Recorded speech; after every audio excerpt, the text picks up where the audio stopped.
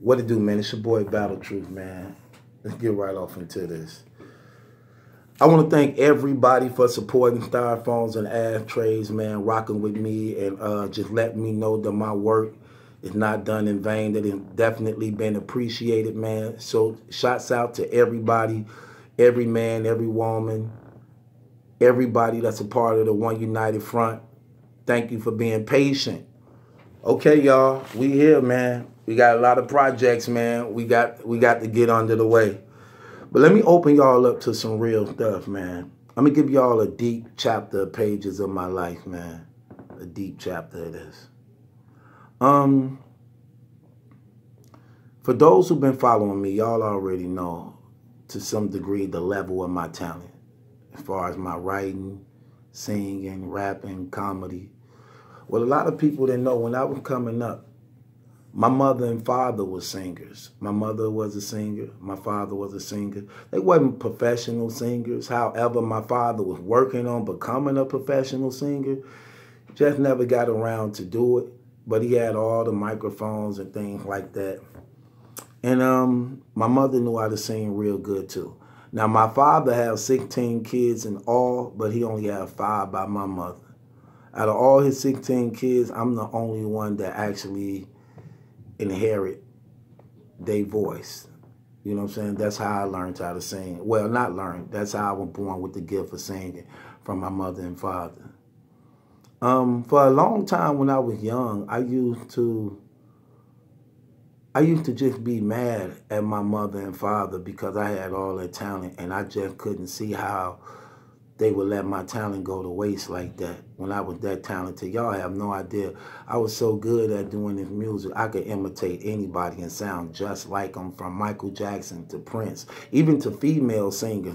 My voice had no limit of the octaves I could hit. I could go from the bottom to top, just like that. If I heard it, I could do it. I was doing I was singing the Beatles whole album, Michael Jackson whole album, Prince whole albums, New Edition them whole album. I'm talking about and crazy fire on those levels. And I just used to, as I got older, a little older, I just used to look back at my life. Like, dang, I had all that talent and they wouldn't even capitalize. And poor as we was, I was their meal ticket. All they had to do was get me to where I needed to be, and they would have been taken care of for the rest of their life. That's what I used to say. That's what I used to think. When my mom and father split up when I was young, I wanted to be a comedian, even though I knew how to sing, even though I knew how to rap. Well, rapping wasn't even really out then. I knew how to sing. But I always wanted to be a comedian before singing. I knew how to sing, but I wanted to be a comedian because I had this sense of humor where I was always funny. And in school, I was always like the class clown. I remember my mother would throw her little Tupperware parties or her little get-together with her adult friends. And I remember one time she knew how funny I was. And I guess she was telling her friends, and I'm like, my little son is funny. At this time, I could have been no more than probably 9 or 10. No, probably 10 or 11. So she had a little party, a get-together of friends, and she put me on her coffee table. She stood me on the coffee table in front of her friends, and she said, go, just tell some jokes, make them laugh. I stood on top of that coffee table, and I just was in a roasting session. Every time that door opened, somebody came in, I was just roasting them. You know what I'm saying? Them people wasn't tears rolling like, this little boy is funny. This little boy is funny. And I enjoy making people laugh, you know what I'm saying? And it's like I could do no wrong. I could do no wrong on that coffee table. I remember that. And I was like, this is what I want to be. I want to be a comedian. Well, I didn't know the word comedian then. I probably said something like, I want to make people laugh. I want to be like Eddie Murphy or somebody like that. That's what I want. That's what I wanted to be.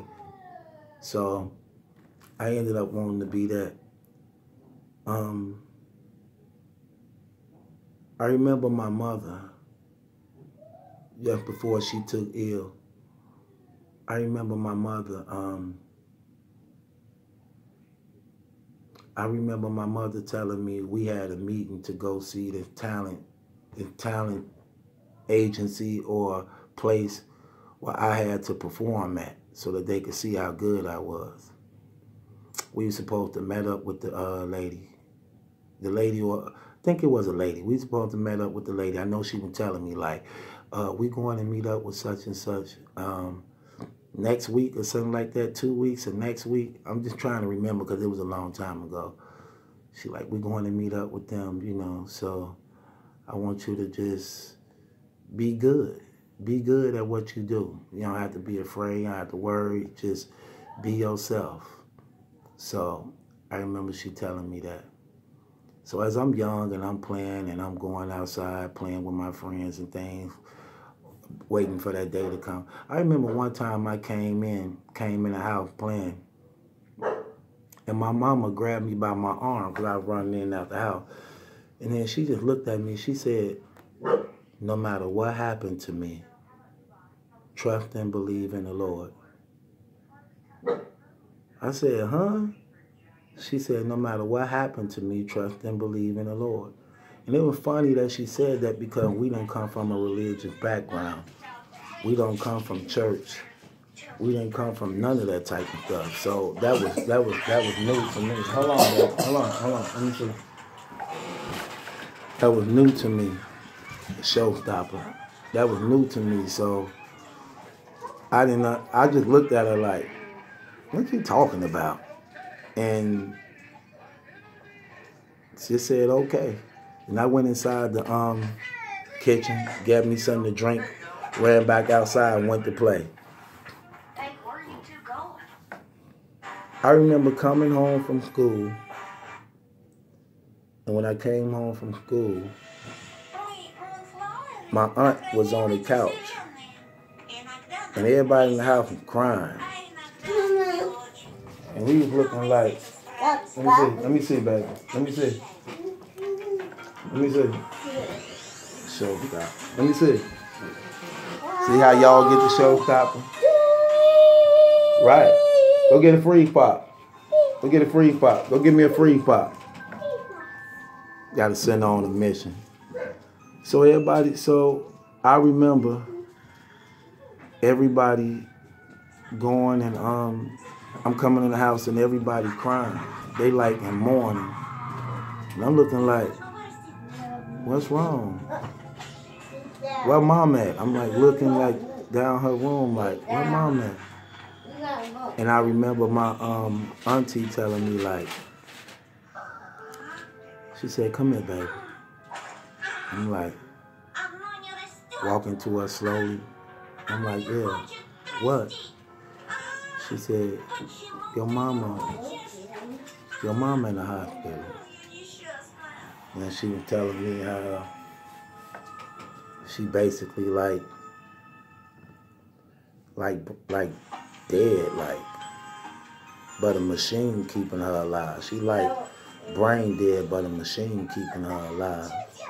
And that we were going to the hospital later on to give our last respects and cut the because they was gonna pull the plug on her like.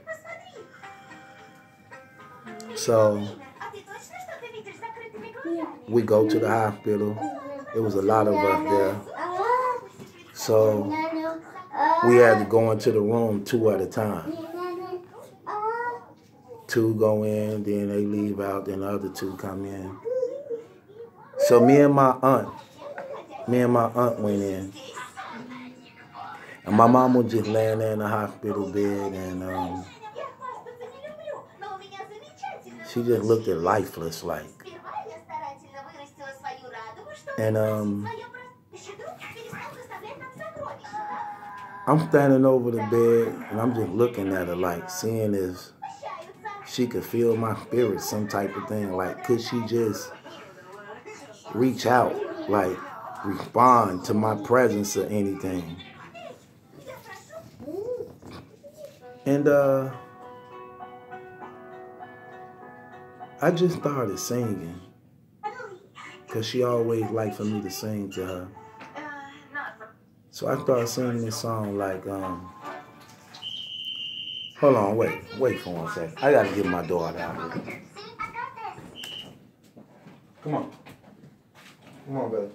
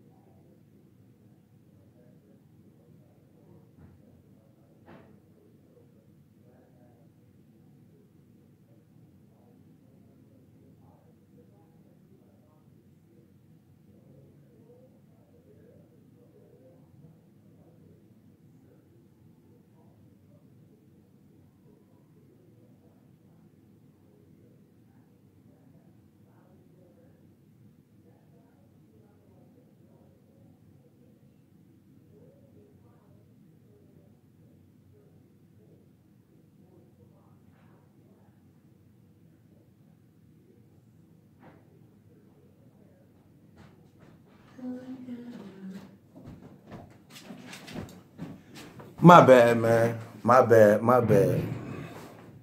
Anyway, so we been going in 2 at a time, man. We been going in 2 at a time. And as we been going in 2 at a time, I went in with my aunt. And I was just looking at my mama just laying in that bed, like, lifeless, like. And I was just trying to just see if she could, like, connect with me spiritually wise or to feel my energy. I didn't know at that time that's what it was. I just felt that she might could just feel my presence around her.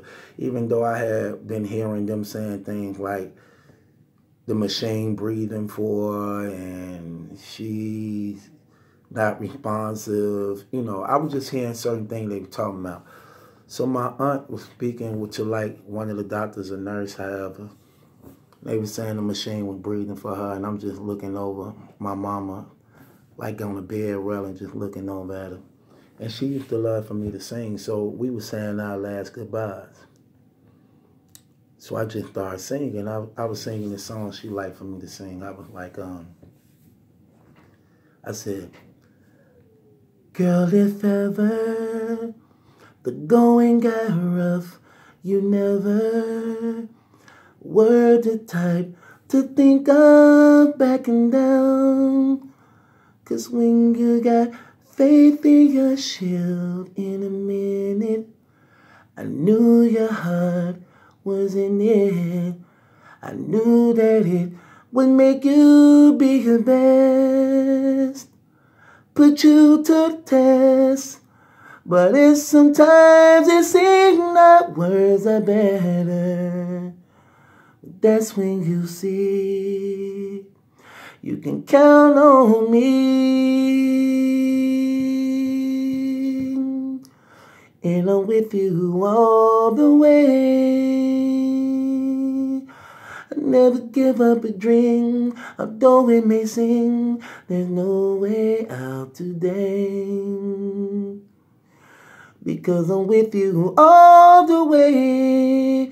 Whatever places love might put us through, remember I'm with you. I'm with you all the way. So I was singing that song to her, right? And in the midst of me singing that song to her, tears started falling from my eyes and stuff. It's like she knew I was there and was responding towards me. And while I'm singing, my auntie walking over there towards me, you know, and she looking at her sister, which is my mama. And she said, "Nurse, why is she crying while he's singing?" Then the nurse was like, oh no, you know, that's kind of normal. Like, she like, no, she's crying while he's singing. She know he's here. That's her son. She know he's here. And the nurse was just shaking her head like, you know, I can't really explain that. Then my auntie was like, no, she know you here. She know you here. So they ended up pulling the plug, but she was still alive. And she didn't die. So my auntie took her home and started caring for her at home. And my mama was like in a coma state, like for the next 7 years. She would just be in that bed. She wasn't able to get up and walk. But I think she was aware of our presence. You know, I was young. I didn't understand none of this stuff. That's what got me off into selling dope. I wanted to, in my head, I believed as a child that I could sell dope, make money, and get her the best doctor's money could have. That's my mentality. That's how I'm looking. Just didn't work out that way. She ended up dying later on in the process, man. But these are like chapters or pages of my life I'm going to get deep off into. That's one I never gave nobody, man. But I figured since we family now, I can trust y'all with something so precious and deep with my life that for the most part y'all understand it and have an idea of what would be my life from that point on and where I'm at right now to this day. And I'm pretty sure a lot of y'all have stories similar to this in some type of way, man. But guess what? We survive. We overcome. We still here. Even though we may have lost a lot of people along the way, we still here. God ain't done with us. We have a purpose. And I think that's the thing we want to tap into. What is our divine purpose and reason for why we here on this earth. Thank you again for y'all love and support and everybody, man, that's been rocking with me, man. We finna do a lot in this group. I'm gonna try to be as active as I can to some degree. This stuff is a lot of work. It's a lot of work on top of the work I'm already doing. But I just had to give back to those who showed their love and support for me. And I thank each and every last one of y'all, man. And this your boy, Battlerap. It ain't my judgment that's in question. It's yours.